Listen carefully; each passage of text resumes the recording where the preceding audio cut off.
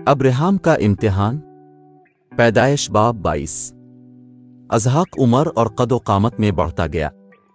इसके माँ बाप इससे बहुत प्यार करते थे। अब्राहम इसे देखता तो उसे खुदा का वदा याद आ जाता था कि मेरी नस्ल के वसीले से पूरी दुनिया बरकत पाएगी। एक दिन खुदा ने अब्राहम से फिर कलाम किया तो अज़हाक को, जो तेरा प्यारा बेटा है, अपने साथ ले और मोरा के पहाड़ पर जाकर उसे मेरे लिए कुर्बान कर। अब्राहम समझ ना सका कि खुदा मुझे ऐसा काम करने के लिए क्यों कह रहा है। वो अज़हाक से दिलो जान से प्यार करता था और इसे बचाने की खातिर खुशी से अपनी जान देने को तैयार था। लेकिन इसने सीख लिया था कि बेहतरीन बात यह है कि हमेशा खुदा का हुक्म माना जाए। इसे यकीन था कि उसके बावजूद खुदा अज़हाक के बारे में अपना वदा पूरा करेगा। अब्राहम ने गवारा न किया कि जो कुछ करने को था वो सारा को बताए। उसने इस बात का किसी से जिक्र न किया।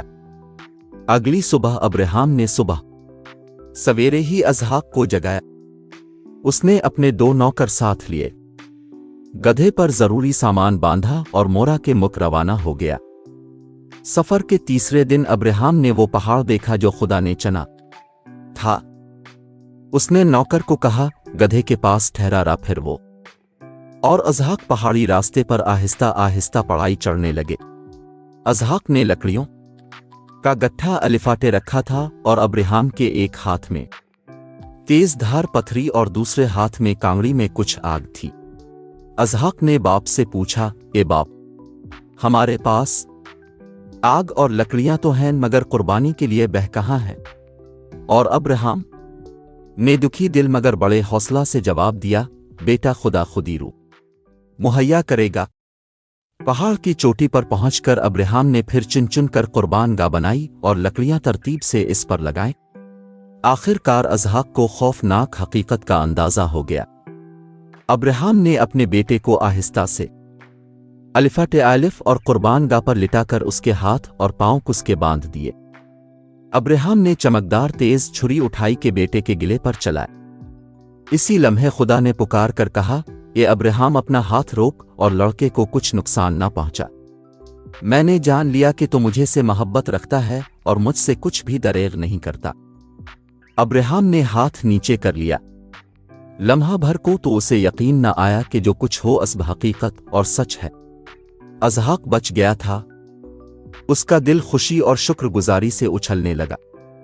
उसने कांपते हाथों से अज़हाक को खोल दिया और जब नजर ऊपर उठाई तो एक मेंढा देखा जिसके सींग झाड़ी में पिसे हुए थे। अब्राहम ने वो मेंढा लिया और लाकर कुर्बान गाह पर खुदा के लिए कुर्बान किया और सोख्तनी कुर्बानी के तौर पर जलाया। खुदा ने अज़हाक की जगह एक कुर्बानी मुहैया कर दी थी। वो इंसानी कुर्बानी नहीं चाहता था जैसी कि इस जमाने में कनान के लोग अपने देवताओं और माबूदों के लिए चढ़ाया करते थे।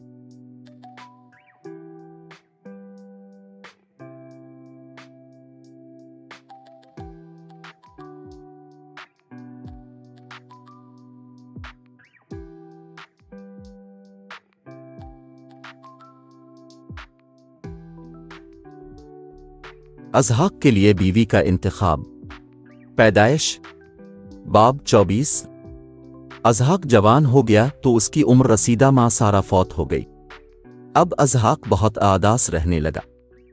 अब्राहम भी बहुत बूढ़ा हो गया था, लेकिन इसे तसल्ली थी कि अज़हाक खुदा के वादों का वारिस है और वो एक बहुत बड़ी कौम का जद अमजद होगा। एक दिन इसने अपने नौकर को बुलाया जो सब चीजों का मुख्तार था। अब्राहम ने इससे कहा, अब वक्त आ गया है कि मेरे बेटे के लिए बीवी तलाश की जाए। मैं नहीं चाहता कि वो यहाँ की किसी कनान लड़की से शादी करे। तो मुझसे वदा कर, तो मेरे मुल्क में मेरे खानदान के पास जाएगा और मेरे रिश्तेदारों में से मेरे बेटे के लिए दुल्हन लाएगा। नौकर ने जवाब दिया, वो ममलुक तो बहुत दूर है, शायद वो लड़की मेरे साथ आना ना चाहे। क्यों ना अज़हाक को मसूर पत्ता मीन भेज दिया जाए। अब्राहम ने कहा, ऐसा हरगिज नहीं हो सकता। खुदा मुझे यहाँ लाया है और उसने ये मुल्क मेरी औलाद को देने का वादा किया है। जरूर है कि अज़हाक यहीं रहे। जिस लड़की को तो उसकी बीवी होने के लिए पसंद करे और चने, अगर वो तेरे साथ आने से इनकार करे तो अपने वादे और किस्म से आज़ाद होगा। वो नौकर 10 ऊँटों पर सामान और तोहफे तहाइफ लाद कर मसोपतमिया के लंबे सफ़र पर रवाना हो गया।